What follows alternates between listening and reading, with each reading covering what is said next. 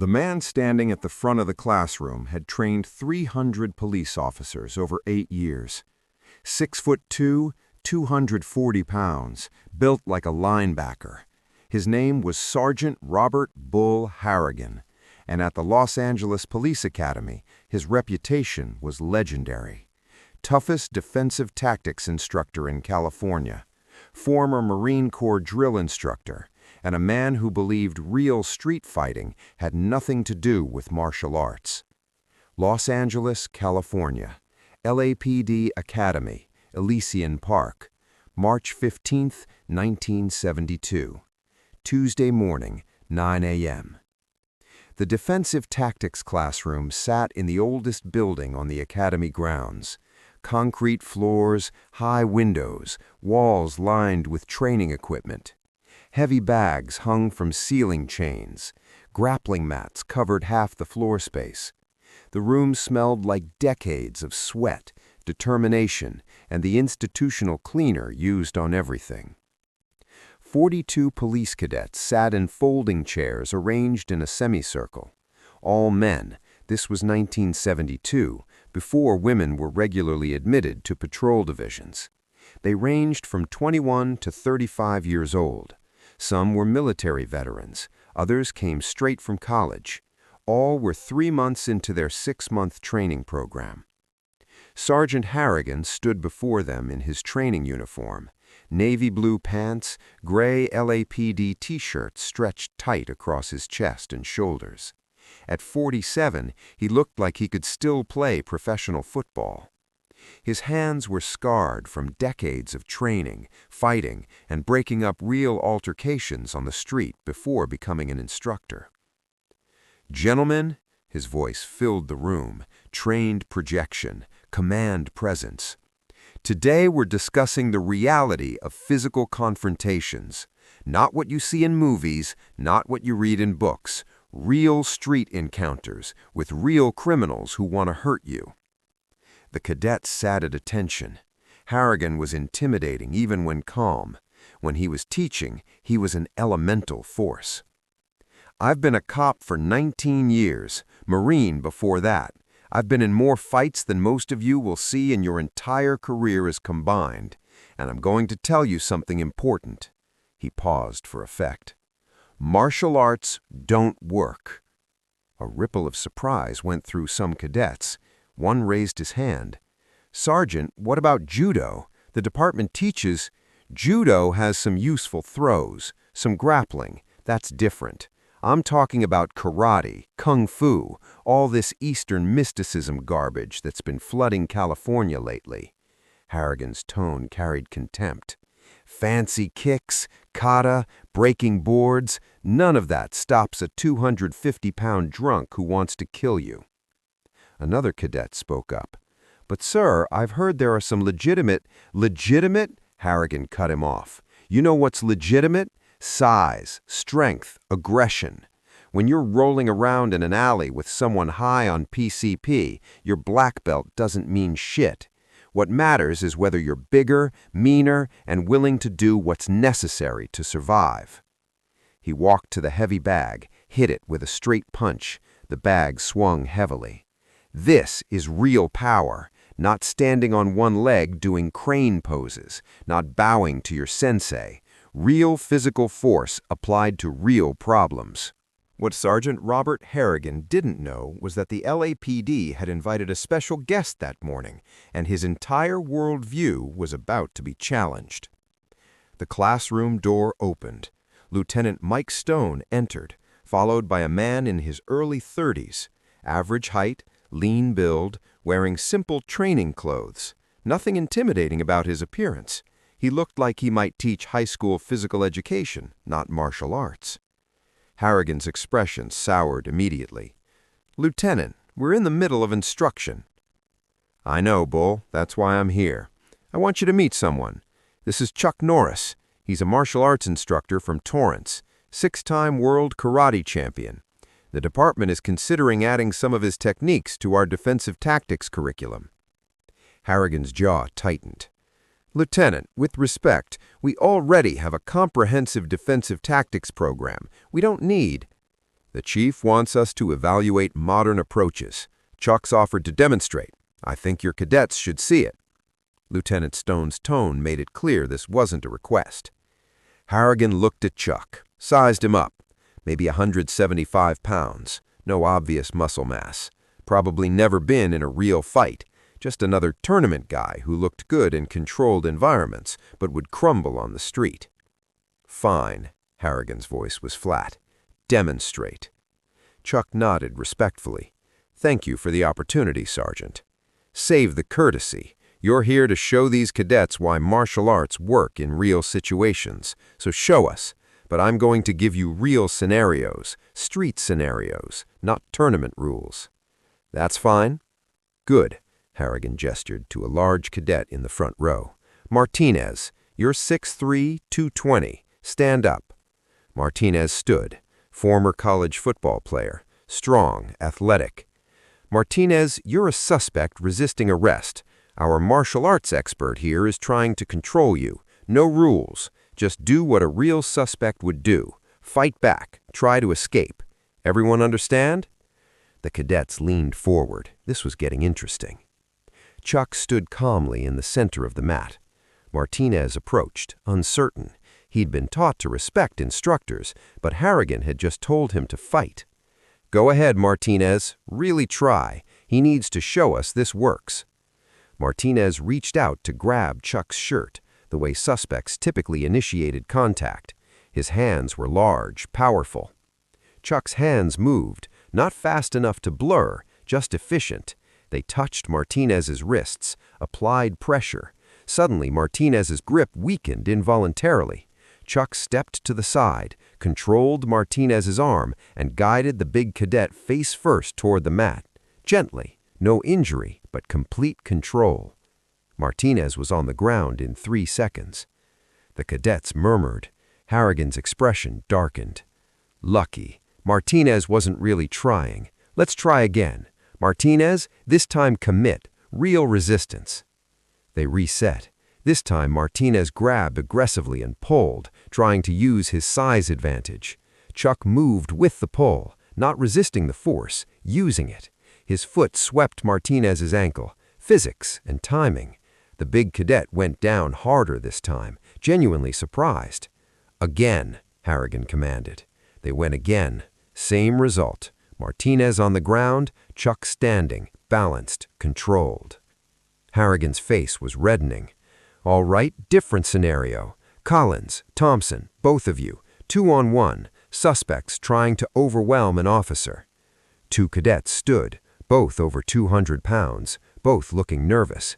"Don't hold back," Harrigan ordered. "Show us what happens when a martial artist faces real numbers, real aggression." What happened in the next 45 seconds would become the most talked-about training demonstration in LAPD Academy history.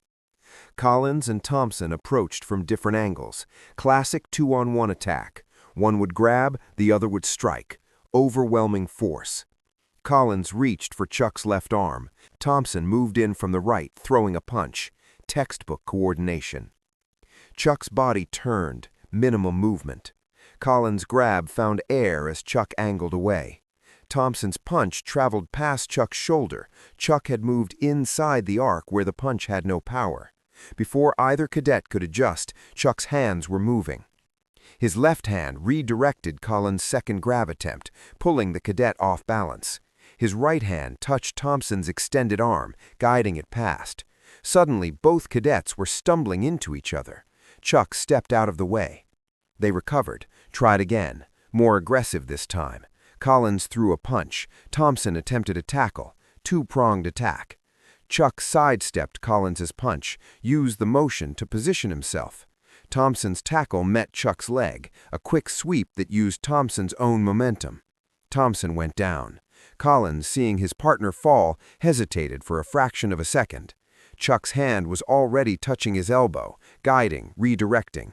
Collins found himself on the mat next to Thompson. Both cadets on the ground, Chuck standing between them, breathing normally. 5 seconds, maybe 6. Complete silence in the room. Harrigan's fists were clenched. His worldview was cracking. Everything he'd taught for 8 years, size matters, strength matters, aggression matters, was being systematically dismantled by a man 70 pounds lighter than him. "That's enough," Harrigan said, voice tight. "Lieutenant," Stone started. "I said that's enough. These are cadets, green, inexperienced. Of course someone with training can handle them." Harrigan stepped onto the mat. "But what about against someone with real experience, real street time?" Lieutenant Stone's expression showed concern. "Bull, I think these cadets deserve to see what happens when martial arts meet real police training, real size, real strength." Harrigan looked at Chuck. "You willing to test your techniques against me?" Chuck's expression remained neutral. "If that's what you want." "What I want is the truth. These young men are going to be on the streets in 3 months. Their lives will depend on what they learn here. I need to know if what you're teaching is real or fantasy." "Then let's find out." The cadets shifted uncomfortably. This had gone beyond professional demonstration. This was personal now. Everyone could feel it. Lieutenant Stone tried once more. "Bull, Chuck's a guest here. This isn't necessary." "It's all right, Lieutenant," Chuck said quietly. "The sergeant makes a valid point. These cadets should see techniques tested against experienced opposition." Harrigan cracked his knuckles. At 240 pounds, with decades of real-world experience, with the strength of someone who'd physically dominated hundreds of suspects, he was the ultimate test. If martial arts didn't work against him, then they didn't work. Period. They faced each other in the center of the mat. The contrast was stark. Harrigan looked like a wall, massive, immovable, threatening. Chuck looked like someone who'd wandered in from a community college gym class. "Same rules," Harrigan said. "I'm a resisting suspect. You try to control me. Let's see if your pressure points and leverage work against someone my size." Chuck nodded. Harrigan moved first, not tentative like the cadets, aggressive, experienced. He threw a straight right punch, proper technique, full commitment, the kind of punch that had dropped suspects on the street. Harrigan's head wasn't there. Harrigan felt the air move past his fist. His punch hit nothing. He pulled back, threw a left hook. Again, nothing but air. Chuck had moved, minimal motion, just enough. Harrigan pressed forward, used his size to crowd Chuck against the edge of the mat, cut off escape routes, boxing fundamentals. No fancy footwork could help if you had nowhere to go. But Chuck wasn't trying to escape. He stepped forward inside Harrigan's guard. Suddenly, the size advantage meant nothing. Harrigan couldn't generate power at this range. His arms were too long, his body too big. Chuck's hand struck his solar plexus, not hard, just precise. Harrigan's breath caught. His diaphragm spasmed. For a second, he couldn't breathe. But Bull Harrigan was not someone who quit easily. What he did next would test Chuck Norris in ways the tournament ring never had. Harrigan's training kicked in. Marine Corps hand-to-hand combat, street fighting fundamentals. He grabbed for Chuck, trying to clinch, use his weight, grind him down, make it ugly. His hands found Chuck's shirt, got a grip. He pulled Chuck toward him, trying to wrap him up. This was where size won. In close, grinding, strength-based combat. Chuck didn't resist the pull, moved with it. His hands touched Harrigan's wrists, those same pressure points he'd used on Martinez. Harrigan's grip weakened slightly, not much, but enough. Chuck's weight shifted, his hip positioned perfectly. Suddenly, Harrigan felt himself being lifted, not thrown violently, just moved.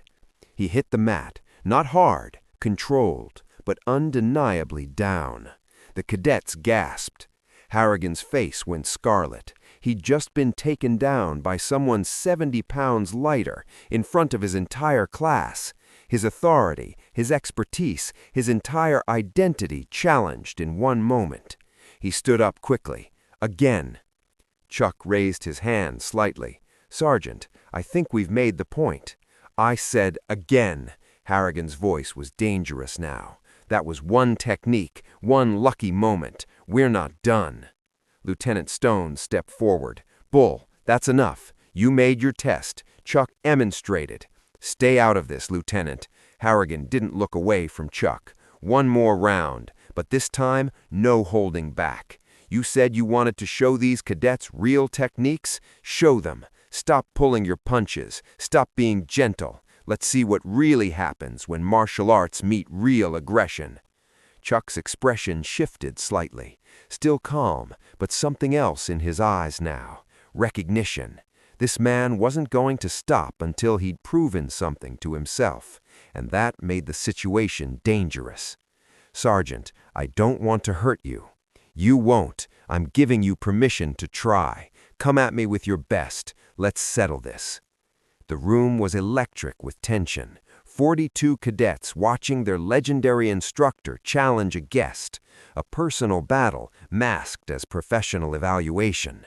Chuck nodded slowly. All right. They squared off again.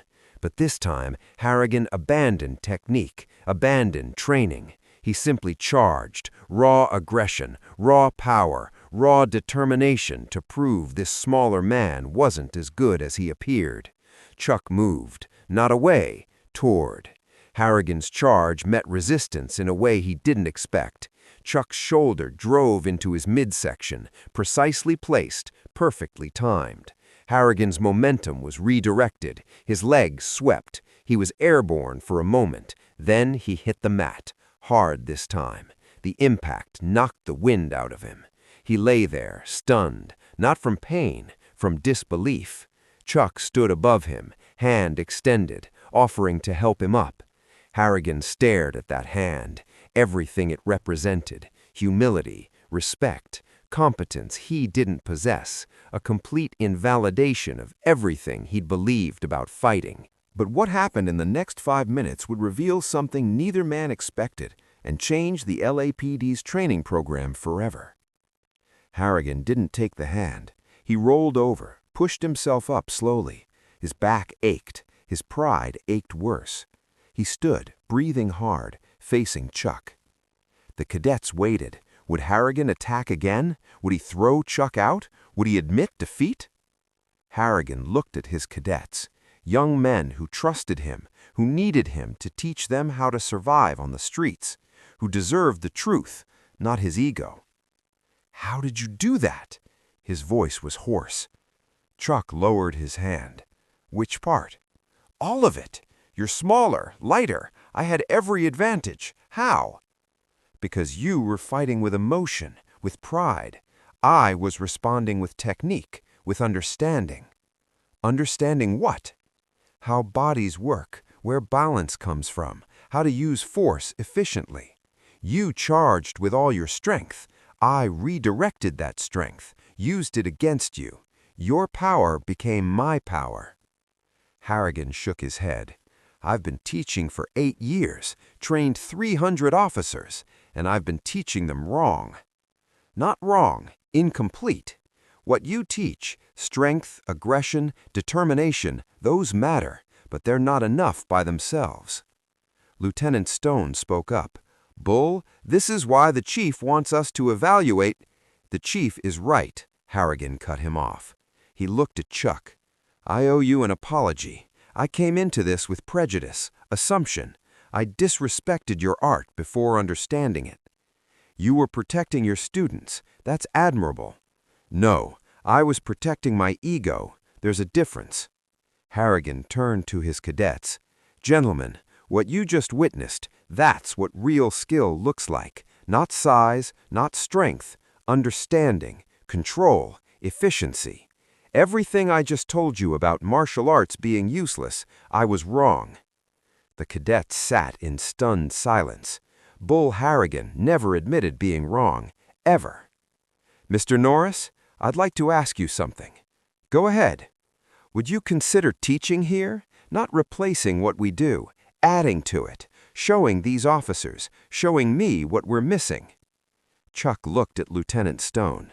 "That was the original invitation. But now I'm actually asking. Before, I was going to tolerate you because the chief wanted it. Now I'm asking because these men need what you know, because I need what you know. It would take time. These techniques require practice, repetition. We've got time. 6 months per cadet class, and I've got the rest of my career. If you're willing to teach, I'm willing to learn." Truck extended his hand. "Then let's teach together. Combine your experience with my techniques. Make something better than either approach alone." Harrigan looked at the hand. This time, he took it. The handshake was firm, respectful. Lieutenant Stone smiled. "Well, that went better than I expected." Over the next 18 months, something remarkable happened, and it revolutionized defensive tactics training throughout California law enforcement. Truck came to the LAPD Academy 2 days a week. He and Harrigan co-taught defensive tactics. Harrigan brought his street experience, his understanding of real confrontations. Chuck brought precision, efficiency, techniques that used leverage instead of force. The combination was powerful. Cadets learned traditional police tactics, control holds, handcuffing, restraint techniques, but they also learned pressure points, joint locks, how to use an attacker's momentum against them. Harrigan was Chuck's most dedicated student. At 47, with a body worn down by decades of physical confrontation, he was the oldest person in the training sessions. But he attended every class, practiced every technique, asked endless questions. One afternoon, after a particularly challenging session on wrist locks, they sat together in the empty classroom. The cadets had left, just 2 instructors reviewing the day's teaching. "My hands hurt," Harrigan admitted. "These pressure point techniques, I can feel them working, but man, they're precise. 1 inch off and nothing happens." "That's why they require practice, muscle memory. Your hands need to learn where the points are without thinking." "How long did it take you?" "Years, thousands of repetitions. But you're learning faster than most. You've got experience reading confrontations. That helps." Harrigan flexed his fingers. "You know what bothers me most about our first meeting?" "What?" "That I almost cost these cadets this education. If I'd refused to work with you, if I'd maintained my prejudice, they'd have gone to the streets with half the tools they needed. Officers could have been hurt, killed, because I was too stubborn to learn." "But you did learn. That's what matters." "Only because you embarrassed me in front of 42 witnesses." Harrigan smiled slightly. "Thank you for that, by the way." Chuck laughed. "You're thanking me for putting me on the mat?" "I'm thanking you for not letting me stay there. You could have humiliated me, could have made me look incompetent. Instead, you showed respect, offered to teach, treated me like a student, not an enemy." "Because that's what you were, a student who didn't know he needed to learn yet. We all start there." Harrigan nodded. "I've been thinking about something. These techniques, they work. I've seen it in training, heard it from officers in the field using them. But there's something else they do." "What's that?" "They give officers confidence, real confidence. Not the fake confidence I had, thinking I was tough because I was big, but genuine confidence that comes from skill, from knowing you can handle situations without resorting to maximum force." "That's the point. Martial arts isn't about hurting people. It's about control, protecting everyone, including the person you're confronting." "That's what I missed 19 years. I thought my job was to overpower criminals, to be the alpha, to dominate through force. But watching you work, it's about control, about ending confrontations safely, about using minimum necessary force." "Which keeps officers safer too. Less injuries, less trauma, less escalation." Harrigan stood, walked to the window. Outside, cadets were running formation drills. "You know what the old-timers say about me? That I'm too hard, too aggressive, that I teach cadets to see every confrontation as a fight to win." "Were they right?" "Yeah, they were, because that's how I saw the world. But you showed me different, that strength without control is just violence, that real mastery is choosing not to hurt someone when you easily could." The partnership between Harrigan and Norris became a model program, but it wasn't without challenges that tested both men's commitment to change. 6 months into their collaboration, a veteran LAPD sergeant filed a formal complaint. He'd been on the force for 25 years, trained under the old system, and he was vocal about his opposition to karate training for police officers. The complaint went to the chief. The chief called a meeting. Harrigan, Chuck, Lieutenant Stone, and 3 senior training staff sat in a conference room while Sergeant Walter Briggs made his case. "With respect, Chief, we're wasting training time on this martial arts nonsense. Officers need boxing, wrestling, practical street fighting, not fancy kicks and pressure points that won't work when some gangbanger is trying to take your gun." The chief looked at Harrigan. "Bull, you originally agreed with this assessment. What changed?" Harrigan chose his words carefully. "What changed is that I saw it work, repeatedly, in training, in scenarios, and in real incidents. Officers using these techniques are de-escalating confrontations, controlling suspects safely, and getting home uninjured. The numbers support it." "Numbers can be manipulated," argued Briggs. "Then look at this." Harrigan pulled out a folder. 317 use-of-force incidents in the past 6 months involving officers trained in traditional tactics only. Average time to control, 4 minutes. Injuries to officers, 62. Injuries to suspects, 108. He pulled out another folder. 143 incidents involving officers who completed our combined training program. Average time to control, 90 seconds. Injuries to officers, 11. Injuries to suspects, 18. The room went quiet. "Those numbers are real," Harrigan continued. "Officers trained in these techniques are faster, safer, and causing less harm. That's not politics, that's results." Briggs wasn't satisfied. "Fine, let's test it. Me versus your martial arts instructor, right now. Let's see if these techniques actually work against someone with real experience." The chief looked uncomfortable. "Walter, that's not necessary." "I think it is, Chief. If we're going to train every officer in California in this system, we should make damn sure it works.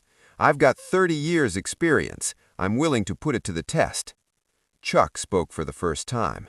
"I'll accept. What are the terms?" "Simple scenario. I'm a suspect resisting arrest. You try to control me. We'll see if your pressure points work on someone who's not going to cooperate." Harrigan started to object, but Chuck raised a hand. "It's all right. Let's go to the training room." 20 minutes later, they were on the mat. Briggs was 55 years old, but still formidable. 6 feet tall, 210 pounds, with the thick forearms and scarred knuckles of someone who'd been in hundreds of physical confrontations. They squared off. Briggs immediately grabbed Chuck's shirt aggressively, tried to drive him backward, standard resistance technique. Chuck's hands touched Briggs's wrists. The sergeant's grip weakened. Chuck stepped to the side, controlled the arm, guided Briggs toward the mat. Smooth, controlled, no injury. Briggs was down in 5 seconds. He stood, face red. "Again, I wasn't ready." They went again. Same result. Briggs on the mat. Chuck standing, calm, in control. Briggs stood slower this time. His shoulders sagged. The fight went out of him. "It works," he said quietly. "God help me, it actually works." By 1974, 2 years after that first demonstration, the LAPD Defensive Tactics Program had been adopted by law enforcement agencies across California, and Bull Harrigan's testimony became central to its expansion. A training conference in Sacramento brought together police instructors from 30 departments. Harrigan was the keynote speaker. The topic, Evolution of Defensive Tactics Training. His speech included something unexpected, a personal confession. 2 years ago, I was certain martial arts had no place in police work. I was wrong. Wrong because of prejudice. Wrong because of pride. Wrong because I confused being big with being skilled. Then a man named Chuck Norris put me on my back in front of 42 cadets, and he did it without anger, without ego, just competence. That moment broke something open in me. the willingness to learn, to admit I didn't know everything. Since then, we've trained over 600 officers in combined defensive tactics, traditional police techniques combined with martial arts principles. The results speak for themselves. Injuries are down, use of force complaints are down, officer confidence is up, and most importantly, more people, suspects and officers both, are going home safe. But here's what I want you to understand. This isn't about martial arts being better than traditional training. It's about having more tools, more options, more ways to resolve confrontations without maximum force. The old way, my way, worked through domination, size, strength, aggression, and sometimes that's necessary. But now our officers have alternatives. They can de-escalate. They can control without injuring. They can choose the appropriate response instead of defaulting to overwhelming force. That's the evolution. Not replacing what worked, expanding it. And I'm grateful, genuinely grateful that I was humble enough, after being thrown on my ass, to learn that lesson. The room erupted in applause, not polite acknowledgement, genuine appreciation. After the speech, several instructors approached Harrigan. They wanted the program for their departments, wanted Chuck to visit, wanted to learn. "He'll come," Harrigan assured them, "but here's my advice. Don't do what I did. Don't challenge him to prove yourself. Just listen, learn. He's not there to make you look bad. He's there to make your officers safer." The final word came from Chuck Norris himself in a 1988 interview about his transition into law enforcement training. The interviewer asked, "What was your most challenging teaching experience?" Chuck smiled. "LAPD Academy, 1972. I was invited to demonstrate techniques to police cadets. The instructor, Sergeant Harrigan, didn't believe martial arts had any practical application. He challenged me publicly. What happened?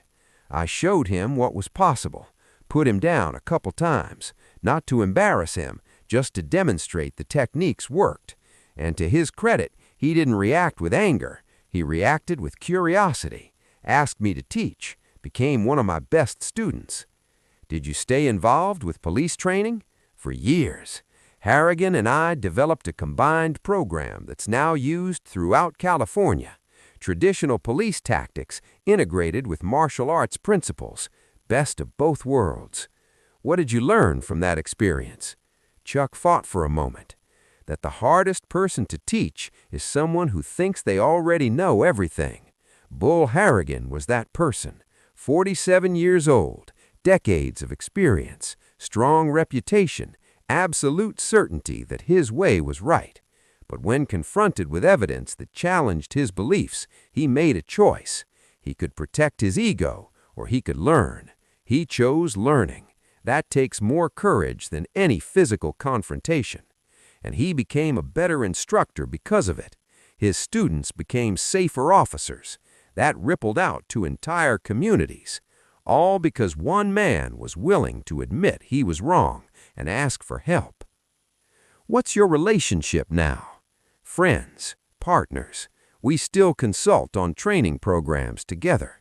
He's in his 60s now, partially retired, but he still trains, still teaches when invited, still tells the story about the day a martial arts instructor put him on his back and changed his life. The story of Chuck Norris and Bull Harrigan became legend in law enforcement training circles, not because of the physical confrontation that was brief and witnessed by only 50 people, but because of what it represented, a moment when certainty was challenged, a moment when pride was sacrificed for truth, a moment when a legendary instructor chose growth over ego. On March 15, 1972, in a defensive tactics classroom in Los Angeles, two men from different worlds found common ground, and law enforcement training was never the same.